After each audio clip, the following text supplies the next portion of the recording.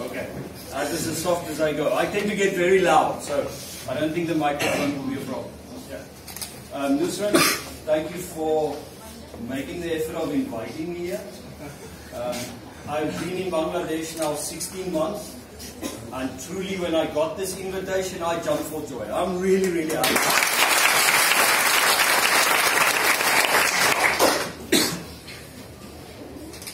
You will see, not sure where you guys got the photo, but please. This is what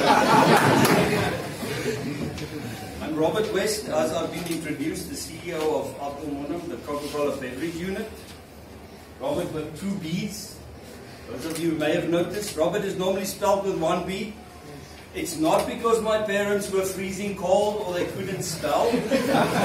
It's simply that I was the 7th generation, and now my sons are the 8th generation, where every male in the family have had 7 letters in the name. So when they named me Robert, they had to add a B in order to satisfy my grandmother in keeping the legacy alive. So it's not a study. First, before I start talking to you as students, is one thing. Talking about leadership to a crowd that don't see me, don't know me, is easy. Anyone can fake it. However, I am in the fortunate and unfortunate position that my whole leadership team is sitting in front of me. Which means if anything I say holds no water, they will be the ones afterwards to come to me and say, "Boss, what is that?" So first things first. Ron, Maksud, Ashraf, Patwari, Tarek, Dilshad. Firstly, I want to say I'm sorry for yesterday. My apology. Guys, yesterday I had a meltdown of biblical proportions. I'll cover it later in leadership skills. What it means when you lose your cool. What it means when you get upset. It happens. We are human. But guys, really sorry. Like I said to you this morning, I apologize unconditionally. That was not correct. Thank you. Now, normally I just speak from the heart. But since you guys have an exam at 12 o'clock, and I have a timekeeper here who's going to put up his hands every few minutes, I frame my thoughts into some modes to make sure that I don't get off topic and get off subject and stick to the matter at hand. So occasionally I will refer here.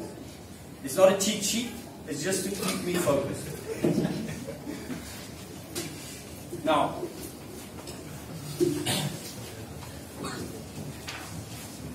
what you see here in front of you, you should not judge me based on this.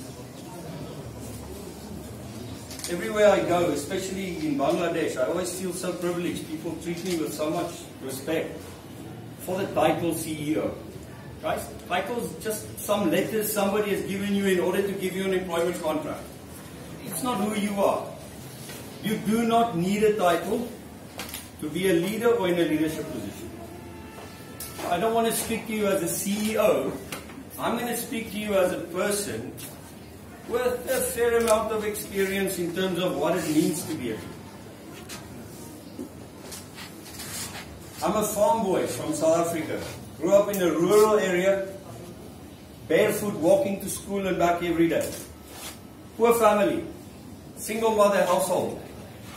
Life was tough. I had no friends. Even today I think I don't have friends. Why? I also have some personality characteristics that not everybody can deal with. So as I grew up, life was challenging and I had to find ways of coping with it.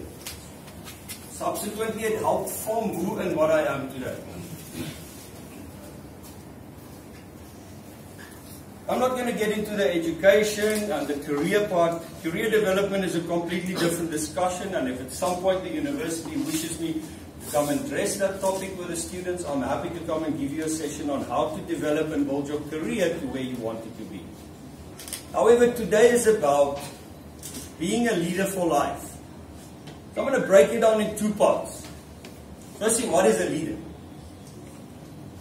Just to remove some of the misconceptions you might have. and then address the part meaning for life. What does that mean? Now, after finishing my formal schooling, like many of you are about to do shortly, I made some bad decisions, made wrong friends, had wrong influences, and in 1993 found myself homeless, sleeping under a bridge in Cape Town, South Africa. Not homeless in the romantic way, the guy with a guitar looking at the sea as the sun sets. Homeless in the real ugly way. Harassing tourists for money. Feeling sorry for myself, believing the whole world owes me something. It's everybody else's fault that I'm here. Why is that relevant to the conversation?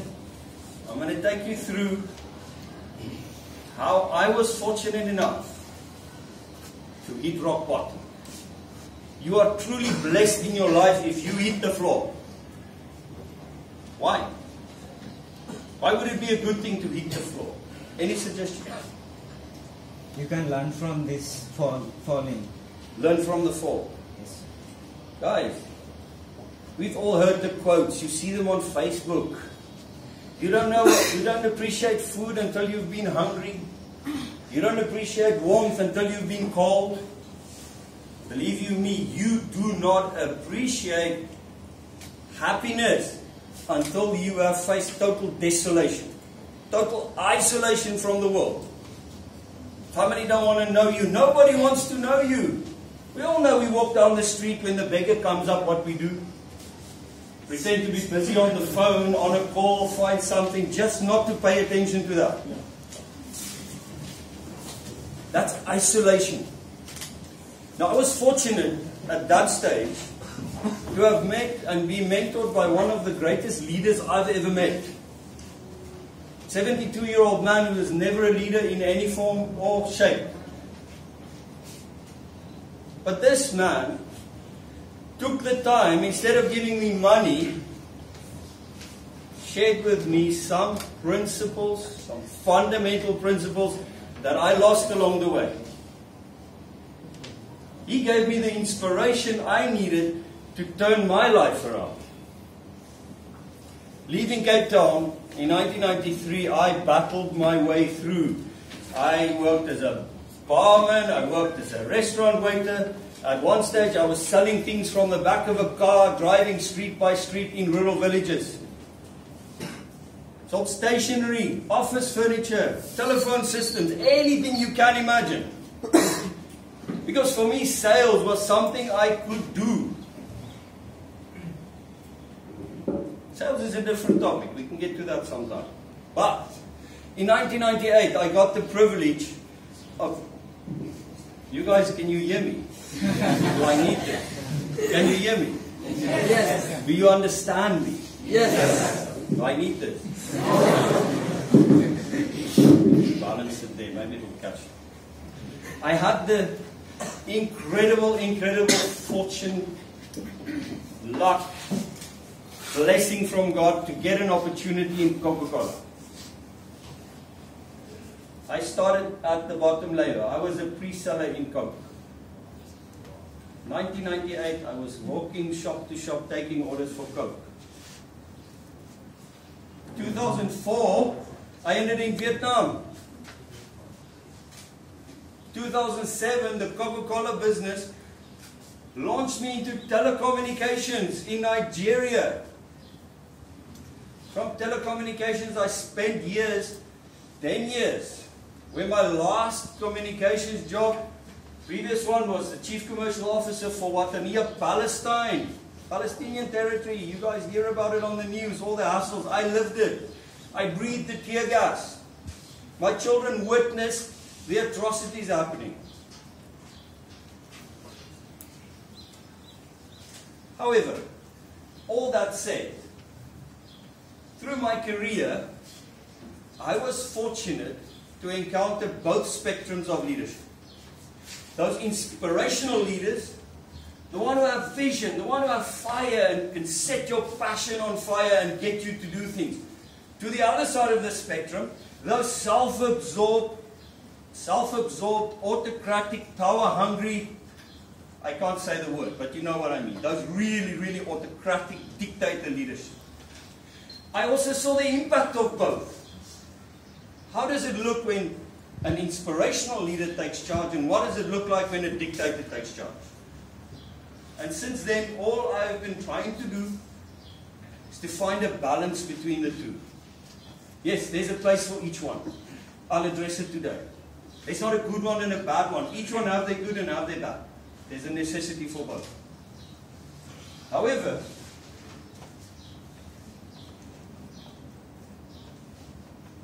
appreciating and understanding how each one impacts the lives of people around you will make a difference in your career. And if you pay some attention, those of you, I'll be giving some very specific points. You can note them down today. If you don't note them down, Dilshad is recording for me, just so I can see how badly I embarrass myself later. But it's important that you understand these things at the onset of your career. I remember lying face down in the dirt in an African country with a gun on my head, thinking I'm going to die. To last year sitting in Pyeongchang at the opening of the Winter Olympics at minus 17 degrees Celsius, again thinking I'm going to die. What is the relevance of all of this, guys? I'm just trying to make you understand that the topic I'm going to discuss with you comes from here. From the heart, from life. There are so many sources for leadership. You can just Google. You can find hundreds of them every day. You can take all of them, use some of this, some of that, as you wish. But I'm happy to have the opportunity to share something with you. Now, first things first. Does anyone want to venture a description of what a leader is? If you don't volunteer, I will volunteer you. What do you think, in your mind, what is a leader?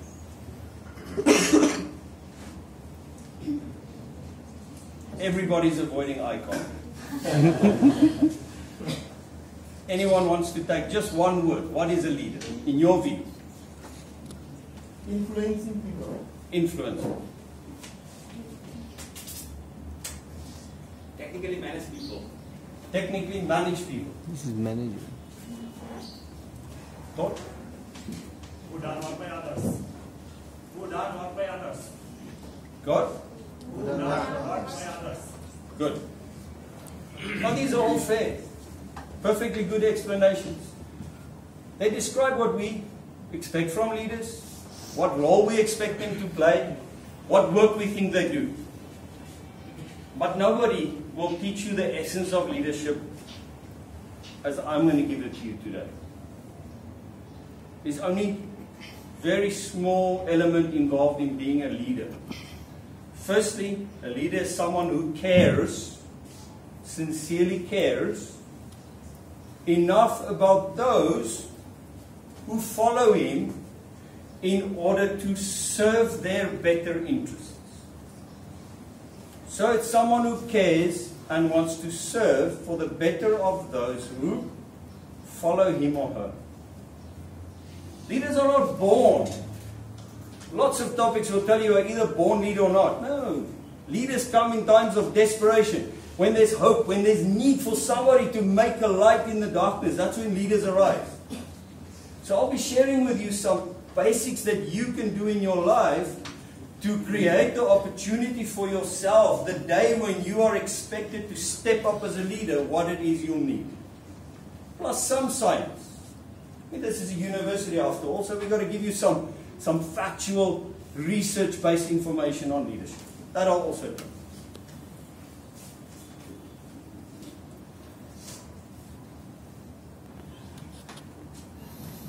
Saying that someone who cares enough to serve the betterment of people, very broad statement, can be interpreted in many ways. Human race, we're very opinionated. Each one form our own opinions, which is why we have different political parties, different religious convictions. All of these because we are different people. But if I can frame them into 7 basic things that, in my experience, if you can master these 7 and you pay attention to them, it will work in your favor for life. Firstly, I'm just going to give you the 7 in a list, then I'll elaborate. Building relationships, as what Ron mentioned earlier. First thing. Secondly, is the ability to inspire people. I'll elaborate what is inspiration, because there's a misunderstanding of what inspiration is. Thirdly, you must be able to build trust. What is trust and how do we build trust? You must create more leaders. Don't create followers. Followers will come. If you can stand on a stage and speak, someone will follow you. 10% of any population will try anything. So you must be able and willing to create more leaders. Leave them behind you. Let them continue. One of the toughest things is how to be human as a leader. Being human.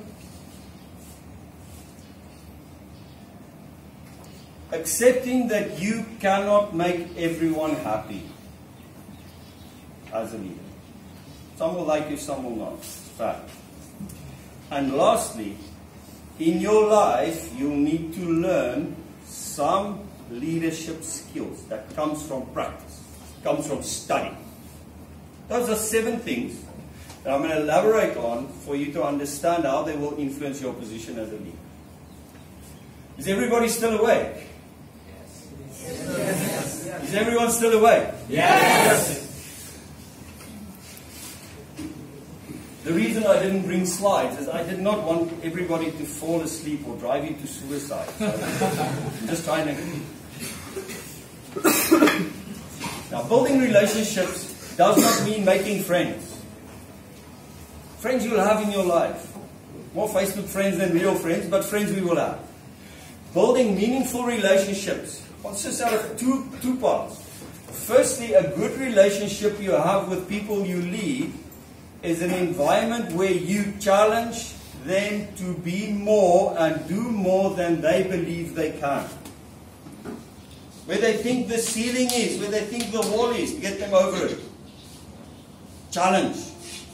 Secondly, building relationships is an environment where you provide support and safety.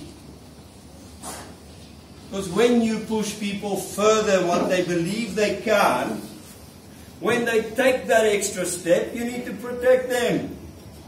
Failures will happen. And when they fail, you don't want them to die in the process. They want to learn from it. In your life, you will never stop building relationships. You will also never stop losing relationships. Like hair. We get more, we lose. The secret to building relationships that are worthwhile in your life and in your life as a leader is to distinguish which relationships you want to keep and which ones you want to get rid of. Those who add positive value and those to whom you add positive value, call it make you happy. Keep them. They will inspire you, they will get you up on the difficult days. Those toxic relationships, the ones who make you feel down and drained and negative, eject them. Do not be scared to get rid of toxic relationships in your life. Family, society, everybody will tell you, it's because you are my brother, because you are this, because you are that, you have to tolerate me. Nonsense. It's your life. If it doesn't add value, cut it off and get rid of it. And don't feel bad about it. Those who deserve to be in your life will stay. Those who want to be in your life will come back. So, build meaningful relationships where you are able to challenge, improve lives, but also give support and safety. That's what building relationships is all about. Inspiring people, number 2. There's a common misconception or a misunderstanding of the word inspire.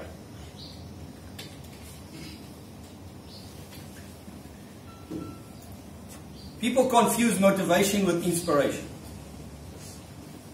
Why would I say that? I think if we find a dictionary, maybe they will sound the same. But motivation comes from inside. You know, the morning when you wake up, when the alarm clock goes off, those first 2 minutes, we all hate ourselves. Oh, why am I doing this? I want to sleep. Look at the time. I should have slept more last night. My boss, my work, my faculty.